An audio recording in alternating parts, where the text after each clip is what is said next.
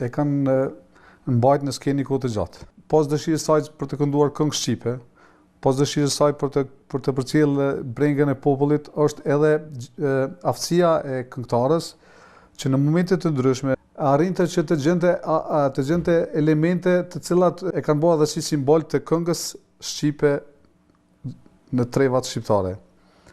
Vokali i saj ka karakteristika, nëse flasim në aspektin e ingjizimit, në aspektin e realizimit të këngëve, është këngëtare kryesisht këngëve epike. Që edhe të këngët lirike kur i ka realizuar e kanë pas disa, ndoshta themi 50% të elementeve të epicizmit që e ka përcjellë në këngë.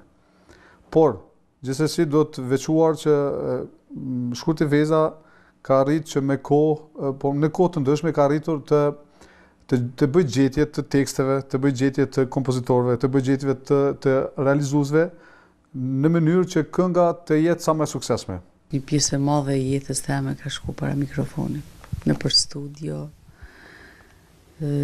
Studio zakonisht edhe në Kosovë, edhe në Shqipëni, edhe në Maqedoni, për vende të ndryshme, domethënë, ku gjithmonë në kërkim të gjetjes së mirë, të këngës bukur, të motivit të qëllum, domethënë, të aranzhmaneve, natyrisht më të mira të mundshme për mua që kam kërku.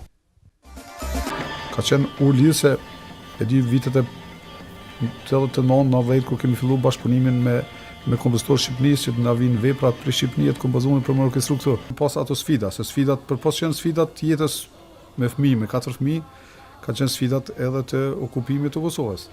Dhe kur nga një këngëtare si ajo kërkon të këndon edhe tekste dhe këngë, të cilat e mobilizojnë dhe aktivizojnë popullin, energjinë për çlirim, është një sfidë në vete.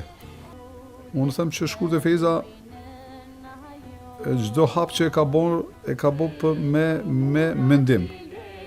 Ajo i ka pri proceseve.